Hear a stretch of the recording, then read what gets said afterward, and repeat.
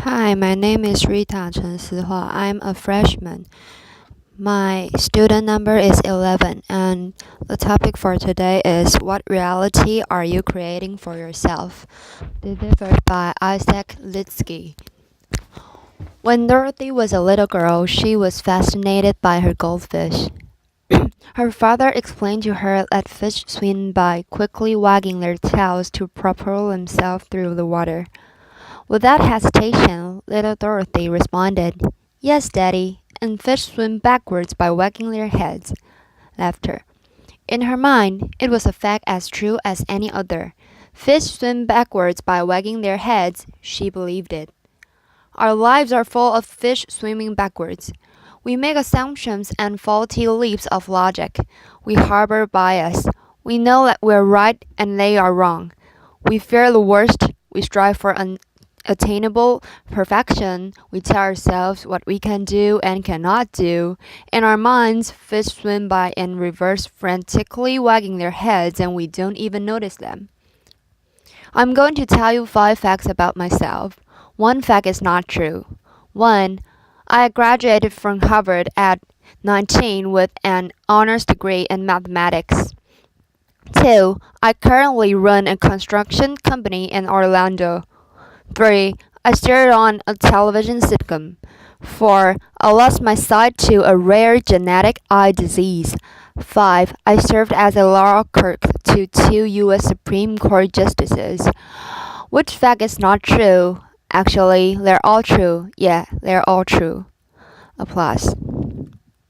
At this point, most people really only care about the television show. Laughter.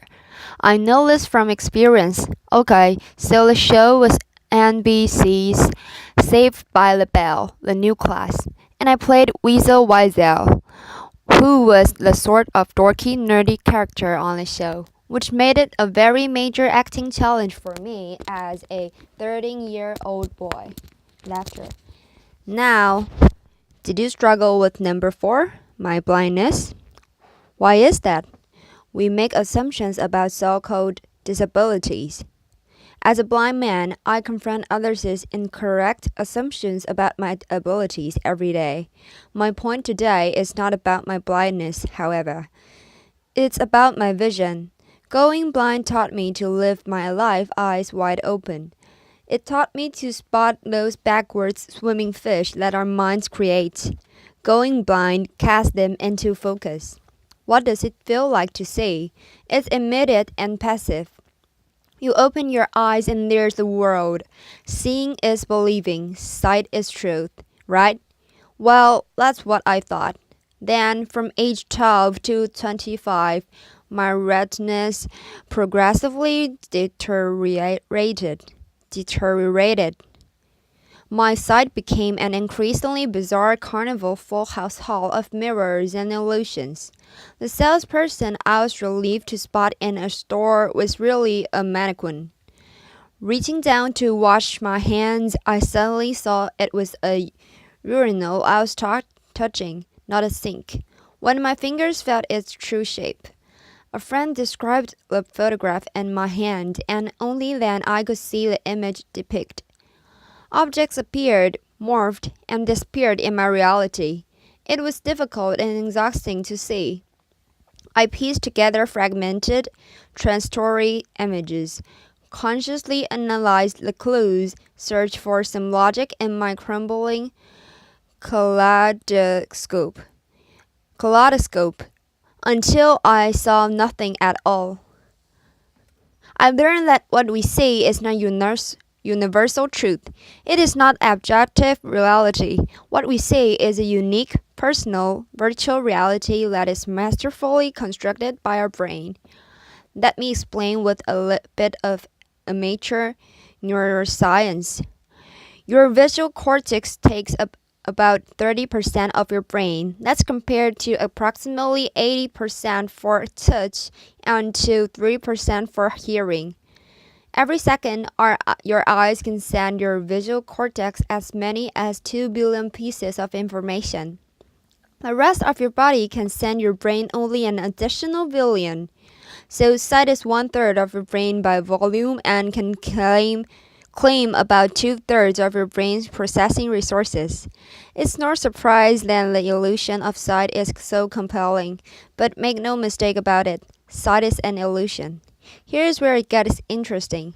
To create the experience of sight, your brain references your conceptual understanding of the world, other knowledge, your memories, opinions, emotions, mental attention. All of these things and far more are linked in your brain to your sight. These linkages work both ways and usually occur subconsciously. So, for example, what you see impacts how you feel, and the way you feel can literally change what you see. Numerous studies demonstrate this. If you are asked to estimate the walking speed of a man in a video, for example, your answer will be different if you are told to think about cheetahs or turtles. A hill appears steeper if you just exercise, and a landmark appears farther away if you're wearing a heavy backpack. We have a right up and fundamental contradiction. What you say is a complex mental construction of your own making, but your experience is passively as a direct representation of the world around you. You create your own reality, and you believe it. I believed mine until it broke apart. The deterioration of my eyes shattered the illusion. You see, sight is just one way we shape our reality. We create our own realities in many other ways. Let's take fear as just one example. Your fears distort your reality. Under the warped logic of fear, anything is better than the uncertain. Fear fills the void at all cost, passing off what you dread for what you know, offering the worst in place of the ambiguous, substituting assumption for reason. Psychologists have a great term for it, ovalizing. Laughter. Right? Fear replaces the unknown with the awful. Now, fear is self-realizing. When you face the greatest need to look outside yourself and think critically, fear beats retreat deep inside your mind, shrinking and distorting your view, drowning your capacity for critical thoughts with a flood of disruptive emotions. When you face a compelling opportunity to take action, fear lulls you into inaction, intimidating you to passively watch its prophecies fulfill themselves. When I was diagnosed with my blinding disease, I knew blindness would ruin my life. Blindness was a death sentence for my independence. It was the end of achievement for me. Blindness meant I would live an unremarkable life, small and sad and likely alone. I knew it. This was a fiction born of my fears, but I believed it. It was a lie, but it was my reality, just like those backward swimming fish in little Dorothy's mind. If I had not confronted the reality of my fear, I would have lived it. I'm certain of that. So, how do you live your life eyes wide open? It's a learned discipline. It can be taught, it can be practiced. I will summarize very briefly. Hold yourself accountable for every moment, every thought, every detail. See beyond your fears. Recognize your assumptions. Harness your internal strength. Silence your internal critic. Correct your misconceptions about luck and about success. Accept your strengths and your weaknesses, and understand the difference. Open your hearts to your bountiful blessings. Your fears, your critics, your heroes, your villains, they are all your excuses, rationalizations, shortcuts, justifications, your surrender. There are fictions you perceive as reality. Choose to see through them. Choose to let them go. You're the creator of your reality. With that empowerment comes complete responsibility. I chose to step out of fear's tunnel into terrain uncharted and undefined. I chose to build there a blessed life, far from alone. I share my beautiful life with Dorothy, my beautiful wife, with our triplets, whom we call the Tripskys, and with the latest addition to the family, sweet baby Clementine. What do you fear? What lies do you tell yourself? What do you embellish your truth and write your own fictions? What reality are you creating for yourself? In your career and personal life, in your relationships, and in your heart and soul, your backward swimming fish do you great harm.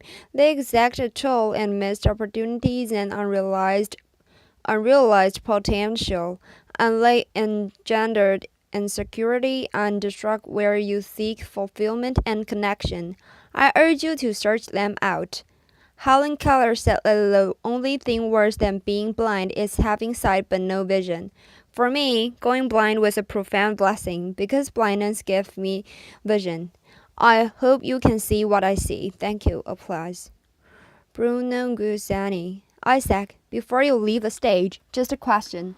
This is an audience of entrepreneurs, of doers, of innovators.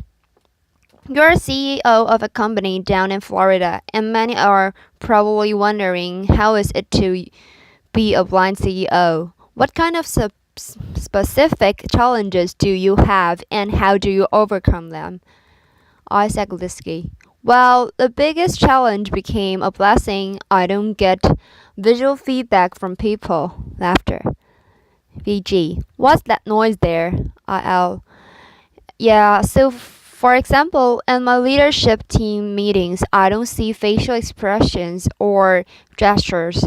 I've learned to solicit a lot more verbal feedback. I basically force people to tell me what they think, and in this respect, it's become, like I say, a real blessing for me personally and for my company because we communicate at a far deeper level. We avoid ambiguities, and most important, my team knows that what they think truly matters. BG. Isaac, thank you for coming to TED. IL. Thank you, Bruno. Applause.